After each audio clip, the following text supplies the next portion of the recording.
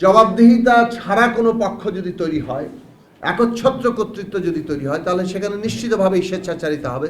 গণমাধ্যমের মালিকানার ক্ষেত্রে সুস্পষ্ট নীতিমালা থাকা দরকার, যাতে ওইখানে কোনো একচেটিয়া কায়েম না হয়। ন্যূনতম একটা গণতান্ত্রিক ব্যবস্থার প্রাথমিক শর্ত হচ্ছে সেখানে গণমাধ্যম স্বাধীনভাবে কাজ করতে পারে কিনা।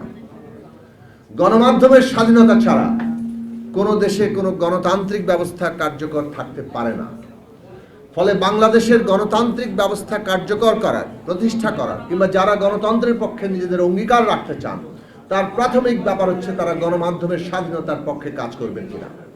আমরা আমাদের দলের পক্ষ থেকে আমাদের সংগ্রাম আছে, আমাদের অঙ্গীকার আছে যে গণমাধ্যমের স্বাধীনতা নিশ্চিত করার জন্য আমরা আমাদের সর্বোচ্চ লড়াইটা করব। গণমাধ্যমের স্বাধীনতা, মুক্ত হওয়া, এটা অর্থ কি? স্বাধীনতা কিংবা মুক্তি কি মানে কোন রকম শর্ত নিরপেক্ষ?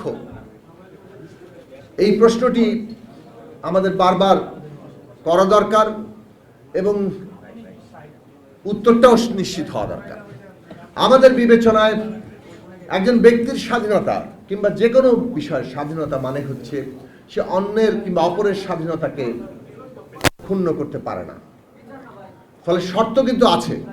আমার স্বাধীনতা অন্যের স্বাধীনতার সাপেক্ষে, অন্যের স্বাধীনতাকে ক্ষুণ্ণ না করেই আমার স্বাধীনতার চর্চা। ফলে এর যে সীমা, সেই সীমাকে আমাদের প্রত্যেকের জন্যই ঠিক করা দরকার। গণমাধ্যম এর উপরে সরকার যখন কাজ করে, যেহেতু একটা রাষ্ট্রের সরকার আছে, সুতরাং গণমাধ্যমের সাথে সরকারের কোনো না কোনো সম্পর্ক আছে আইনগত দিক থেকে, কিংবা একটা গণমাধ্যমের মালিকানা আছে, গণমাধ্যম যারা পরিচালনা করেন সেই সাংবাদিকরা আছে। প্রত্যেকেরই জবাবদিহিতা দরকার।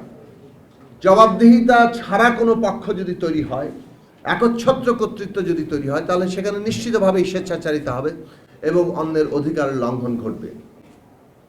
আজকে আমাদের সাম্প্রতিক যে ঘটনা ঘটছে, সেইগুলো থেকেও যে প্রশ্নগুলো উত্থাপিত হচ্ছে, আমরা বাংলাদেশের গণমাধ্যমের ক্ষেত্রে দেখেছি যে গণমাধ্যম কতিপয় গোষ্ঠীর মালিকানার মধ্য দিয়ে তাদের নিজেদের গোষ্ঠী স্বার্থের একটা সেবা করার প্রতিষ্ঠানে পরিণত হচ্ছে।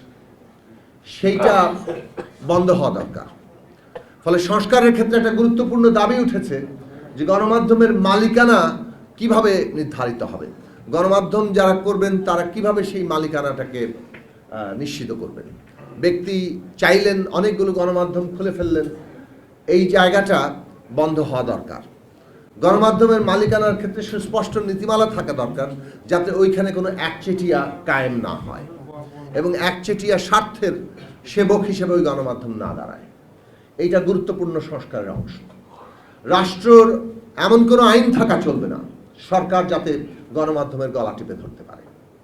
সে আইন যা যা করা হয়েছে সবগুলো বাতিল করতে হবে।